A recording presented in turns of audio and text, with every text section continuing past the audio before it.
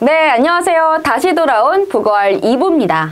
오늘도 이제 도명학 씨와 함께 많은 이야기들을 나눠볼까 하는데요. 1부에서는 저희가 진로와 시험에 대해서 이야기를 해봤다면 이번에는 언어교육과 특별한 수업 경험 이런 부분들에 대해서 조금 이야기를 해볼까 합니다. 사실 일부에서 이야기를 듣다가 갑자기 생각이 난 건데요. 북한에서도 우리나라처럼 지역마다 좀 사투리가 강한가요?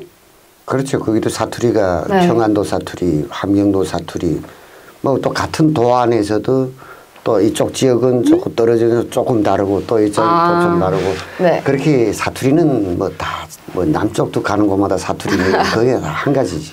그렇죠. 사실 중국도 들어보면 사투리가 정말 많다고 하거든요. 중국은 커가지고 사투리 쓰려고 하면 완전히 외국어예요. 거기는. 그러니까요. 이게 막 여기 지역이랑 여기 지역은 말도 안 통할 정도라고. 전혀 안 통하죠. 와. 우린 그래도 뭐 나라가 작으니까. 그렇죠. 말은 통하죠. 그나마 조금 우리나라 같은 경우에는 제주도 방언이 조금 이해하기 쉽진 않은데 뭐 북한에도 그렇게 좀 이해하기 쉽지 않은 방언 같은 건 있을까요? 아무래도 생각해요. 서울에서 거리가 멀리 떨어진 곳일수록 더 이해하기가 어렵죠. 어렵죠. 네. 그러니까 서울로 가까이 갈수록 맞아요. 표준어에 점점 가까워오는 그쵸, 거고 그쵸. 서울에서 제일 멀리 떨어진 곳이 어디예요? 저 함경북도잖아요. 러시아 접경 지역 그쵸. 그쪽에. 함경북도 남부와 네. 함경북도 북부가 좀 차이가 납니다. 약간 충청북도, 충청남도가 다르듯이.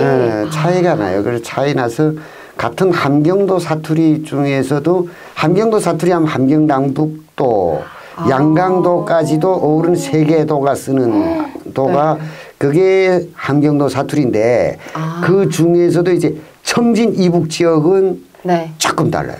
연변 조선족 자치주하고 언어가 거의 99% 같다고 보면 돼요. 이게 어떻게 보면 우리나라도 이게 경상북도, 경상남도 이게 또 다르고 그 경상남도에서도 뭐 대구랑 부산이 조금 뭐 사투리가 다르다 이런 이야기가 있잖아요. 약간 그런 느낌이겠네요. 그렇죠.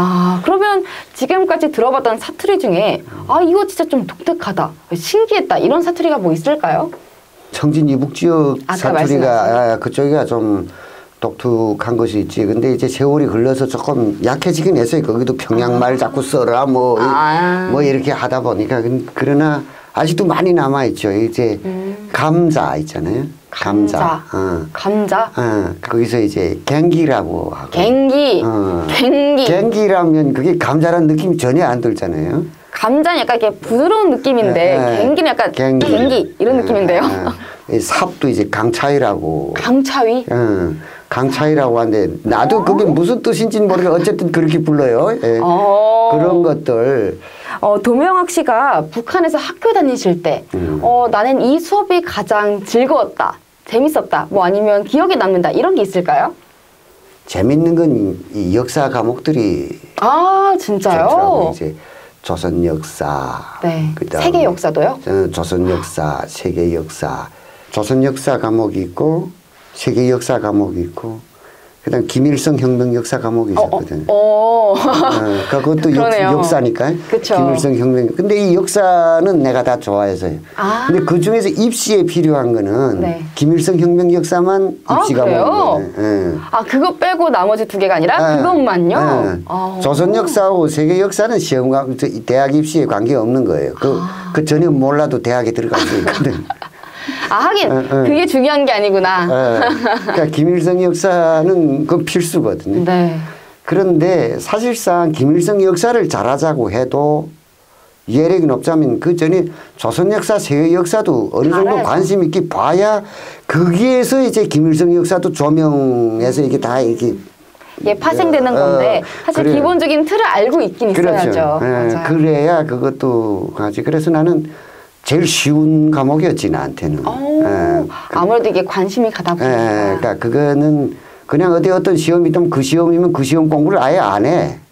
이미 너무 잘 알고 있었어요? 이미 알고 있으니까. 그러니까 그건 그래도 뭐 그건 그냥 100점 맞지 뭐. 그러니까 역사 과목은 어쨌든 좋아했다. 우선 재밌더라고. 그 다음에 이제 제일 싫은 건 이제 수학이 딱 싫더라고. 그래요? 이거 어쩌나? 수학이 싫은데 중학교 한 2학년, 3학년 그때부터 이 수학이 나를 꼴먹이기 시작한 거예요. 아. 왜냐하면 작가의 꿈을 그때부터 가졌기 때문에 그러다 보니까 계속 이 전국적으로 하는 여길 말하면 백일장 비롯해서 전국 글짓기 경연 무슨 뭐 여러 가지 문학적이 많아요. 그래서 이게 수업을 빼먹으니까 내가 보니까 그때 따라가기 어렵죠. 깨달은 게 다른 과목은 내가 노력으로 따라갈 시간을 투하하면 따라가는데 수학은 충분한 훈련이 없이 이게 개성성이 가장 네. 그 높은 게 이게 수학이거든. 그러니까 빼먹고 그 전에 배우면 이거 한꺼번에 어느 날에 한다는 게 그렇죠. 이게 안 되는 거예요. 예. 그때부터는 수학을 어떤 자세로 공부했냐면 네. 그냥 대학 입시에서 턱걸이 우선 그냥 넘기자. 턱걸이를 해서 통과할 만큼만 하자.